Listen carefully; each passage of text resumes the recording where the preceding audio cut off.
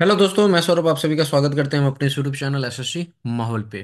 तो दोस्तों, आज की इस वीडियो में हम एक्सपोज करने वाले हैं लर्निंग एरा को। सबसे पहली बात है कि लर्निंग एरा के पास जो है 1.5 लाख कैंडिडेट का डेटा कहाँ से आया। मतलब अभी तक आपको या हमें ये पता नहीं चल पाया है कि कितने कैंडिडेट ने पेपर दिया था मेंस में। ठीक है। फिर भी 1.5 लाख कैंडिडेट का इनका यहाँ पर डेटा आ गया है। कैसे आ गया है, कहाँ से आ गया है? क्योंकि रैंक मित्रा के पास भी 1,07,000 कैंडिडेट का ही डेटा है। ठीक है। तो इनके पास ये 1.5 लाख कैंडिडेट का डेटा कहाँ से आ गया पता नहीं। सारा जो झोल है नॉर्मलाइजेशन में ही हो रहा है। सारी चीजें मैं आपको इसमें बताऊंगा, और नॉर्मलाइजेशन को लेकर रैंक मित्रा भी फेल होगा। मैं ऐसा क्यों कह रहा हूँ, बहुत सारी चीजें आपको इस वीडियो में डिस्कस करने वाले हैं। तो वीडियो को पूरा वॉच कीजिएगा, और चैनल पे पहली बार होगे तो चैनल को जरूर सब्सक्राइब कर लीजिएगा। टेलीग्राम से नहीं जुड़े तो लिंक आपको डिस्क्रिप्शन में है, जुड़ जाइएगा। अभी आपकी सीएचएसएल की प्रेफरेंस फॉर्म आउट हो चुकी है। 4 से लेके 8 तक, ये फरवरी तक प्रेफरेंस फॉर्म फिल होगा। इसे आना था सीजीएल बाद, तभी कुछ सीट बचती। अभी तो पूरी सीट, मतलब इसमें से मैक्सिमम सीट वेस्ट ही हो जाएगी। और कटअप भी हाई जाएगी। अगर ये सीजीएल बाद आती तो सीट भी बचती और कटअप भी लो रहती। खैर, ये एसएससी जो करती है वो तो सबको पता है। इतना दिन डिले करने के बाद फिर वही हुआ जो नहीं होना चाहिए था। आप सभी से रिक्वेस्ट है, जो लोग ऑलरेडी सिलेक्टेड है वो तो मुझे लगता है कि स्किप करेंगे ही करेंगे। और जो लोग, जो जिन लोगों के 320 से ऊपर मार्क्स है ना सीजीएल में, वो प्लीज आप इस प्रेफरेंस फॉर्म को ना स्किप कर दीजिएगा, ताकि किसी एक का जॉब हो जाए। ठीक है। तो आप सीजीएल से लगोगे तो आपके मिनिमम, अगर आप लगोगे तो 2400 ग्रेड पे तक लगोगे, और यहाँ 1900 ग्रेड पे तक की जॉब है। तो इस चीज को देखते हुए भी आप इसे स्किप कर दीजिएगा। हाँ, बहुत सारे बच्चे ऐसे हैं जिनके जो है मार्क्स जो है वो सीजीएल में अच्छा नहीं आया है, बट सीएचएसएल में अच्छा है, तो वो क्यों स्किप करेंगे? डेफिनेटली वो नहीं स्किप करेंगे।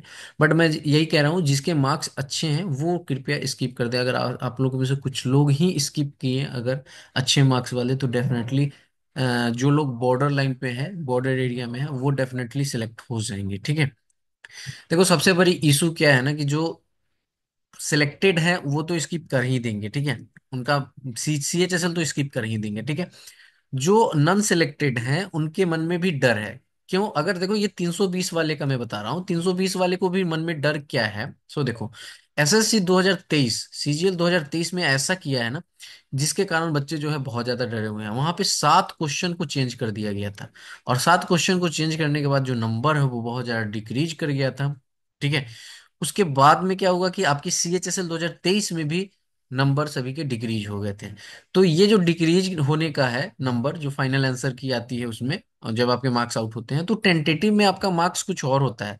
जैसे अभी टेंटेटिव में आपके 320 दिखा रहे हैं, और एसएससी सेम अगर 2023 जैसा काम करती है, तो हो सकता है ना कि ये 320 वाला ये डर रहा है कि मेरे 310 चले जाएंगे, तो मैं सेफ हूं कि नहीं हूं, कट ऑफ क्या जाएगा। क्योंकि देखो, कट ऑफ तो हर एक कोई एक्सपेक्टेड ही बता रहा है।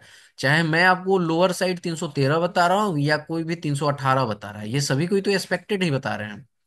एक्चुअल में कटअप क्या जाएगी वो तो पता चलेगा जब रिजल्ट आएगा। जैसे कि सभी कोई ने प्री की कटअप 146 तक प्रिडिक्ट की थी मैक्सिमम, बट गया कितना, 153 गया।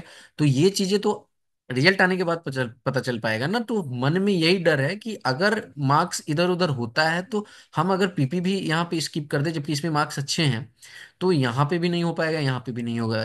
तो ये एसएससी से भी रिक्वेस्ट है कि आप जो है आंसर की को जो है कृपया जो है पहले आप दे देते, पीपी से पहले, तो समझ में आता। ठीक है। अब यहाँ पर देखो, आप आंसर की में बहुत ज्यादा चेंजिंग मत करना। जो जो है कि हाँ चेंज होना चाहिए, सिर्फ उसको ही चेंज करना। अदरवाइज फिर से झोल पक्का यहाँ पर श्योर है। ठीक है। अब बात करते हैं लर्निंग एरा की। ठीक है। ये लर्निंग एरा ने निकाला है कि आप अपने जो है मार्क्स चेक कर सकते हैं, अपना रोल नंबर डालो, आपके मार्क्स पता चल पाएंगे। अच्छा, लर्निंग एरा वाले, अगर आप हमारे वीडियोस को देखोगे तो तो आप जरूर कमेंट करके बताना।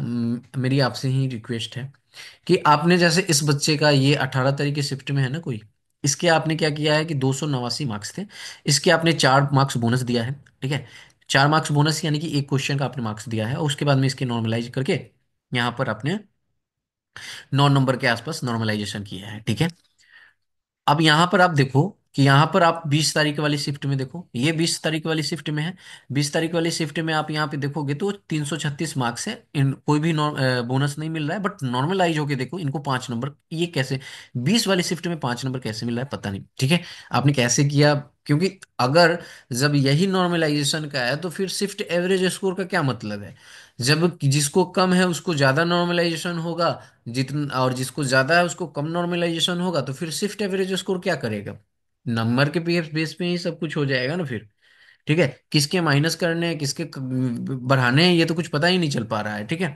अगर आप देखोगे यहाँ पे 18 तारीख में ओबीसी का कैंडिडेट है, इनके 305 है, इनको भी 4 नंबर का बोनस मिला है यहाँ पर, और 313 इनके 4 मार्क्स यहाँ पे नॉर्मलाइज हुए हैं, ठीक है।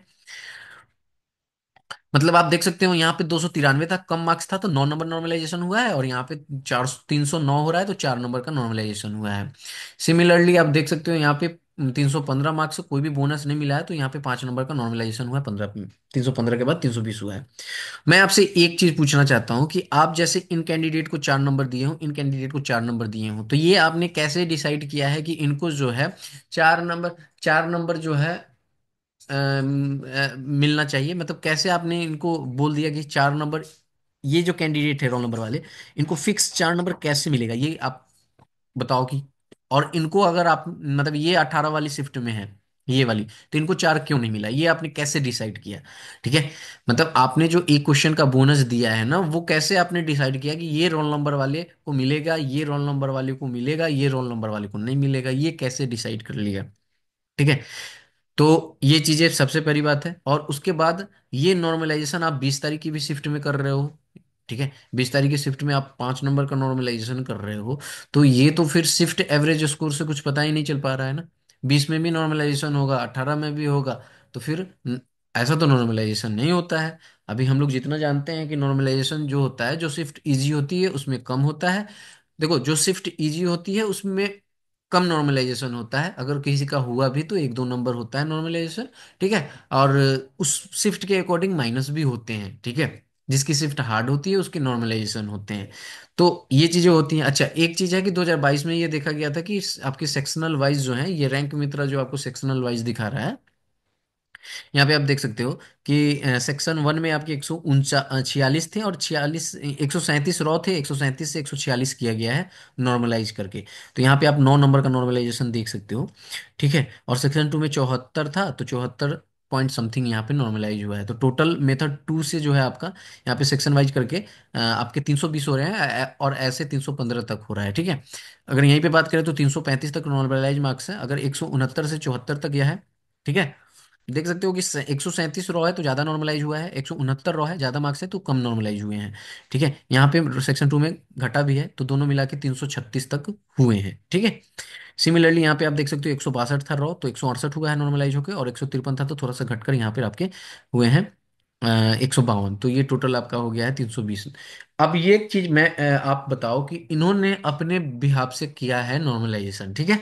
कि सेक्शन 1 में इनको जो है ज्यादा कम मार्क्स हैं तो इनको ज्यादा नॉर्मलाइज किया है, जैसे कि आप देख सकते हो कि 9 नंबर तक का नॉर्मलाइजेशन है। अगर आप सीट में जाओगे, जैसे ये तो आपका हो गया शिफ्ट एवरेज स्कोर, ठीक है, इसका तो कुछ चर्चे ही नहीं है। मैं ये कह रहा हूँ कि अगर आप रैंक में तरह के नॉर्मलाइज वाली सीट में जाओगे, तो इस सीट में आप जाओगे, इस वाली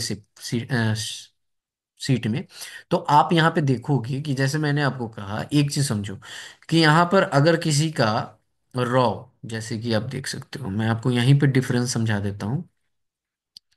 हमने कहा कि हमारी कटअप 316 जाएगी सीजीएल की मिनिमम, एक फॉर एग्जांपल 316 जाएगी, ठीक है। यहाँ तक कहा।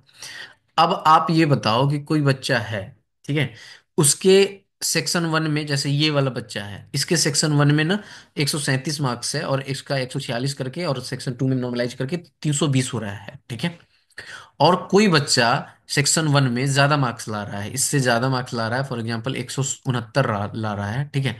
मैं एक एग्जाम्पल दे रहा हूँ, बट उसके टोटल ओवरऑल जो आपका यहाँ पर जो सेक्शन है, मतलब कि, या 169 भी नहीं कहो, आप ये कहो कि ये जैसे 137 है ना, तो कोई 145 तक ला रहा है या 50 तक ला रहा है, ठीक है। और उसके इससे कम नॉर्मलाइज हुए, और उसका 316 से नीचे रह गया, ठीक है। तो मतलब वो ज्यादा नंबर सेक्शन में लाकर भी फेल हो जाएगा, फिर वो तो सिलेक्ट नहीं हो पाएगा। अगर ऐसे चलेगा तो आप ही बताओ ना, कि यहाँ पर अगर 316, मैंने कहा कि 316 अगर जा रही है, कट ऑफ निकल रही है, कल होके रिजल्ट आता है, 316 अगर कट ऑफ जाती है, और यहाँ पर इनका जो नॉर्मलाइज करके दिया गया है 320, तो ये तो कट ऑफ के अंदर आ जाते हैं, ठीक है। और कोई कैंडिडेट है जिसको 155, 150, 155 रॉ है, और उनके उसके नॉर्मलाइज कम हुए हैं, और सेक्शन 2 में भी उसके मार्क्स जो हैं थोड़े कम है, तो दोनों मिलाकर जो है उसके 315 तक आ रहे हैं या 314 तक आ रहे हैं, तो वो फेल हो जाएगा फिर। तो ये कैसे है, क्योंकि ये तो रॉ में ज्यादा ला रहे हैं ना। अगर ये सेम शिफ्ट है और हार्ड शिफ्ट थी, तो फिर ये नॉर्मलाइजेशन में चेंजिंग कैसे, ये मुझे समझ में नहीं आ रहा है, ठीक है। कि हार्ड शिफ्ट में अगर कोई बच्चा स्कोर कर रहा है, तो अगर कोई ज्यादा स्कोर कर रहा है, तो उसको तो हार्ड शिफ्ट में तो उसके उसके मार्क्स तो अच्छे होने चाहिए ना।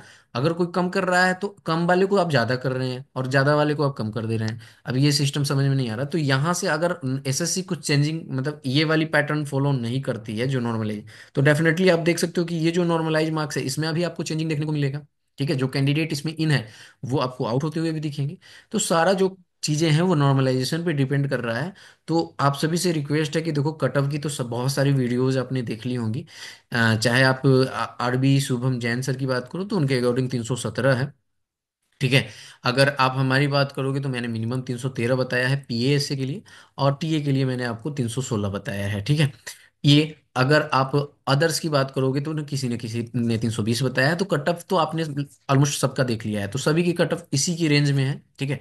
या तो 320 जाएगी, या तो 317 जाएगी, या 316 जाएगी, या 313 जाएगी, यही जा सकती है ना। कट ऑफ कुछ ऐसे ही जाएगी। तो आपने तो सभी की कटअप देख ली है, तो अब जो है कृपया परेशान ना हो। देखो, आप मेरे ग्रुप में हो ना, तो जब आप मैसेज करते हो ना, तो मैं थोड़ा उसको सीरियसली ले लेता हूँ कि आप लोग परेशान हो रहे हो, इसलिए मैं वीडियोज बनाकर आपको मोटिवेट करने की कोशिश करता हूँ। और इसके पीछे क्या है कि अब वीडियो बनाने के बाद बहुत सारे कमेंट भी आते हैं निगेटिव, कि आप यही दिन भर वीडियो ही बनाते रहते हो। तो इस चीज़ को भी आप समझा करो। बस मैं आपकी चीज़ों को देखकर थोड़ा सा आपको मोटिवेट करने के लिए, कंसेप्ट को क्लियर करने के लिए वीडियोस बना देता हूँ, ठीक है। बट ये लर्निंग एरा वाला का कुछ समझ में नहीं आया, तो कृपया आपसे रिक्वेस्ट होगा, अगर लर्निंग एरा वाले आप देख रहे होंगे, मुझे एक चीज तो ये समझाओ कि 1.5 लाख डाटा आपके पास आया कैसे, ठीक है। ये डाटा आपके पास आया कैसे, और एक चीज ये समझाओ कि इस रोल नंबर वाले को 4 नंबर कैसे दिया आपने, और इस रोल नंबर वाले को 4 नंबर कैसे दिया, और सेम शिफ्ट में इस रोल नंबर वाले को 4 नंबर क्यों नहीं दिया। तो कैसे आपने डिसाइड किया कि इनको मिलेगा और इनको नहीं मिलेगा, ठीक है।